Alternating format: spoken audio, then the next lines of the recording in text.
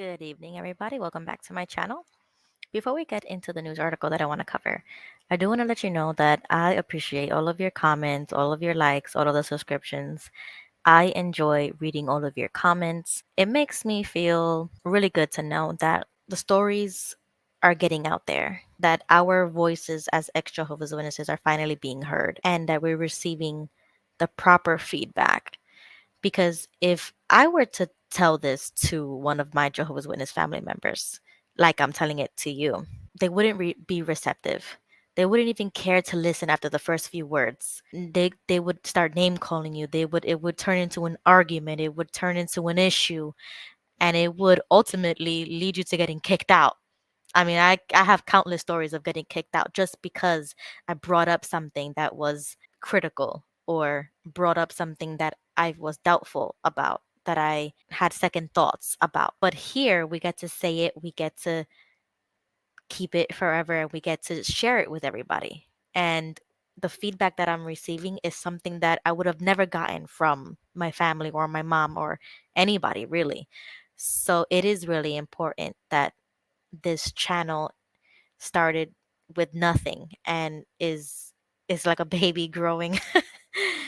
There's one comment in particular that I think it is necessary to answer here, right now. This comment says, I'm quite disappointed in your commentary. I was raised in a family of Jehovah's Witnesses. I did not end up a baptized witness. However, that being said, in this video, you tend to relate this brother's behavior and actions with the entire JW organization. I don't think that is fair to do to the JW organization, do you? When I was a child, 10 or 11, suddenly my best friend, since we were 3 years old, moves away. Imagine this, her family were members of the branch of the Church of Jesus Christ LDS, and my family were members of Jehovah's Witnesses in our little town in Arizona. But why did my best friend have to move away so suddenly? Fast forward, we both signed up for classmates stating that we went to our small town high school that neither of us went to. But that's how we got in contact with each other again. Come to find out, she had been molested by her stepdad, whose family was prominent in the LDS church. In our quaint, take care of your neighbor. Everyone knows everyone, just be home by dark little town. She had to move away because that branch slash ward of the LDS church tried to protect him, not her. My point is, there are bad people all over the world. Even though I'm not a JW, I will stand up for them in this case. Maybe you should seek out a story about murderers, child molesters, rapists, etc., and not base it around any type of religion. Just the horrible world we live in today, and maybe how the Bible can help us through it. Because Jehovah's Witnesses preach and teach from the Bible. And this is my response.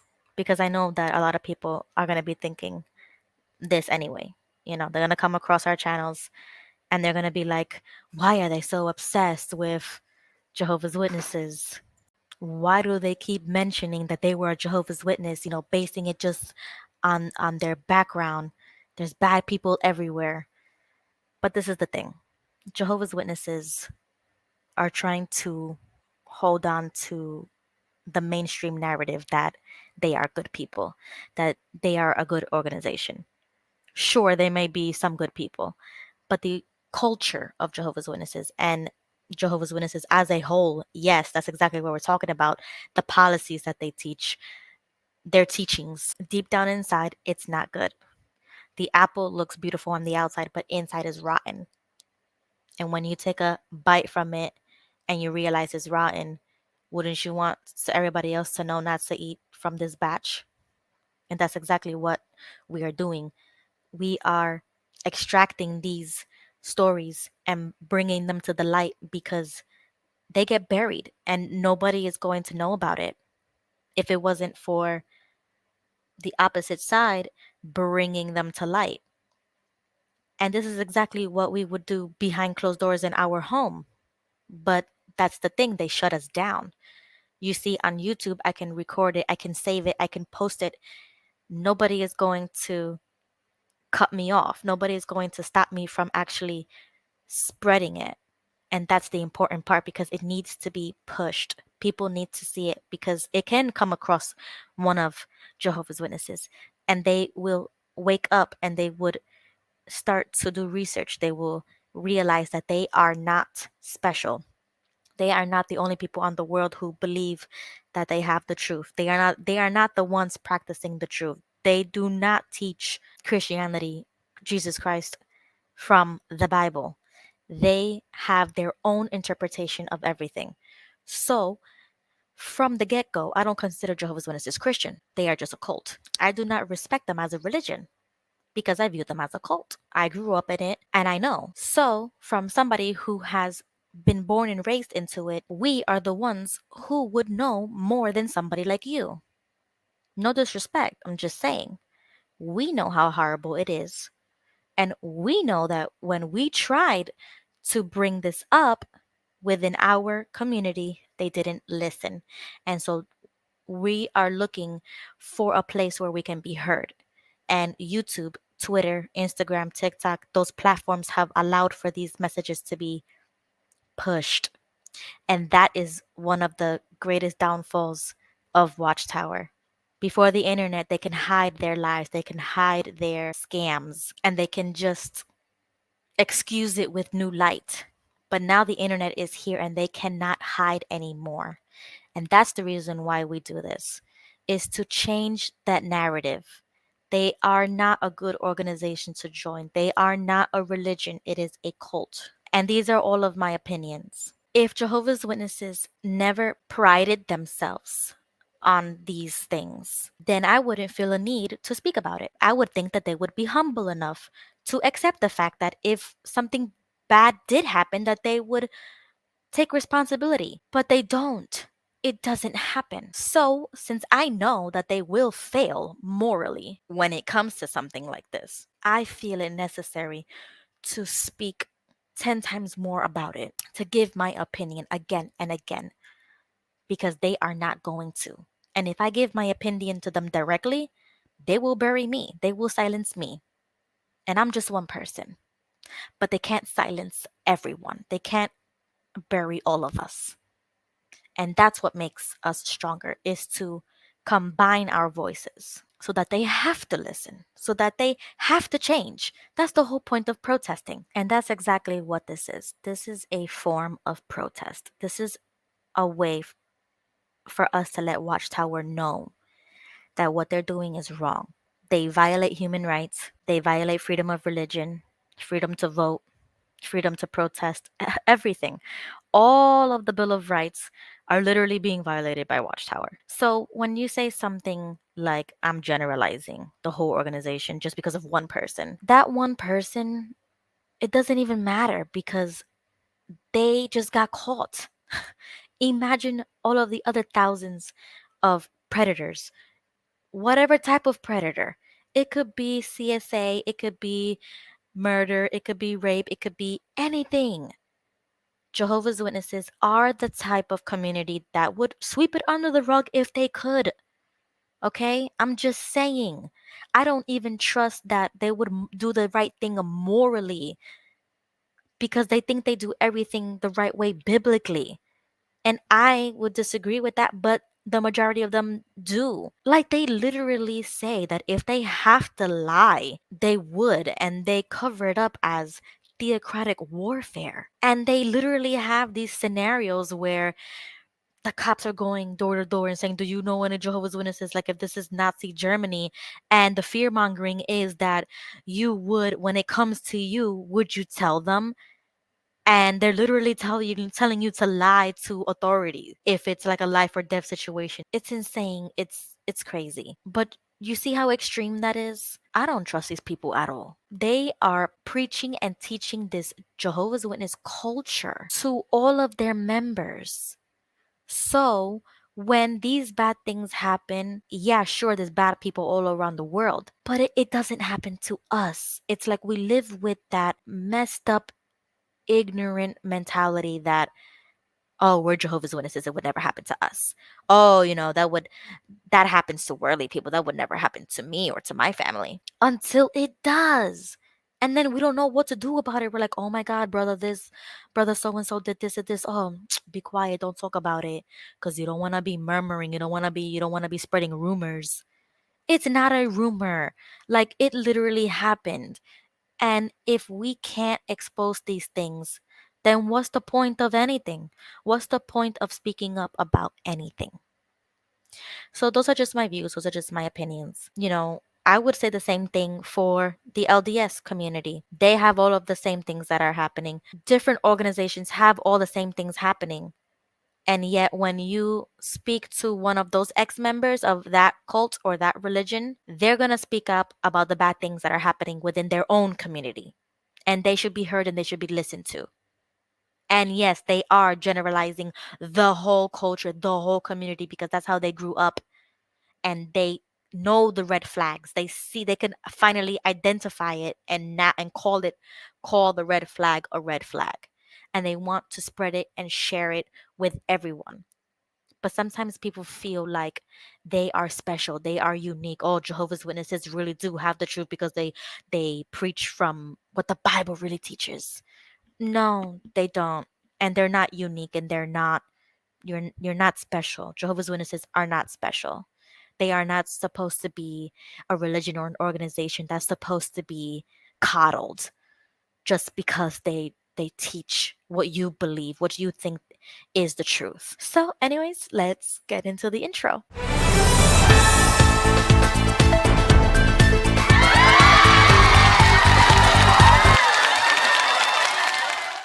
When it comes to things like this, Jehovah's Witnesses in the media, on the news, or anything like that, and they're trying to make themselves seem like, yeah, look at us. I mean, we're doing great things and people talk to us all the time. It's like, you see what I'm talking about? Like Exhibit A. These people always want to make it seem like they are welcoming and so many people are interested, and we're not shoving this down people's throats. They're coming to us.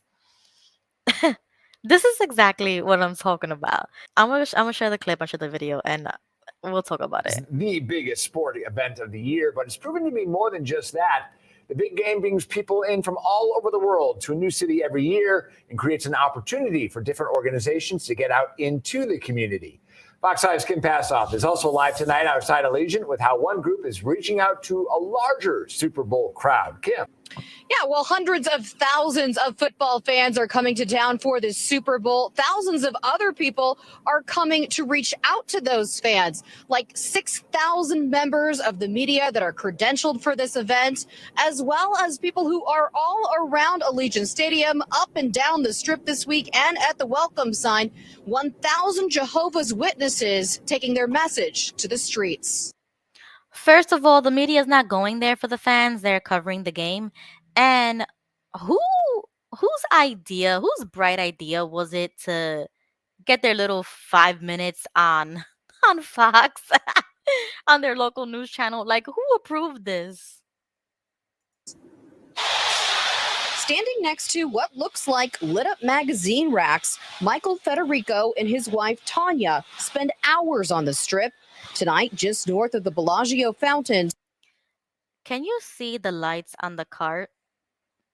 It's like every single time I see these people, they get a new upgrade.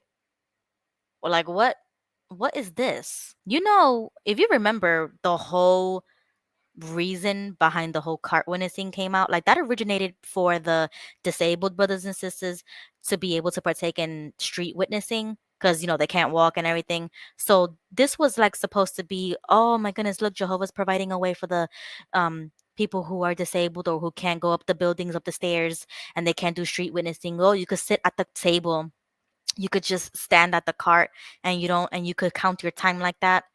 And now it's like, it's almost a pop-up shop right here. Like, what is going on? Just after a rainstorm moved through. We're pretty excited. We have a large group of volunteers. It's been our largest group of volunteers yet. We wanted to really make a special effort of being able to share our message of hope and positivity. Share our message of hope and positivity about what? there is no hope for anybody. Because if you don't baptize, if you don't get baptized, you're gonna be obliterated from the earth. Okay? And they're gonna build houses on top of you. Is, you know what, this campaign or whatever, because you gotta remember, Jehovah's Witnesses always wanna make themselves feel like they're a part of something bigger. They always wanna be involved in something that is bigger than themselves. And that type of feeling is supposed to be like zeal for Jehovah. It makes me nauseous now because I'm like, I can't believe I used to feel like that. Like I used to be so excited to be part of the campaign. You know, they would tell us to sign up for auxiliary pioneering to be a part of the campaign because you would make your hours in like a blink of an eye because they're gonna organize this massive thing. And I remember being a part of stuff like this. And you know what? I kind of believe him. It is. I kind of believe that he does think is exciting. Pandemic restrictions lifted in 2022, Jehovah's Witnesses have had a small team of volunteers with these Bible carts on the strip.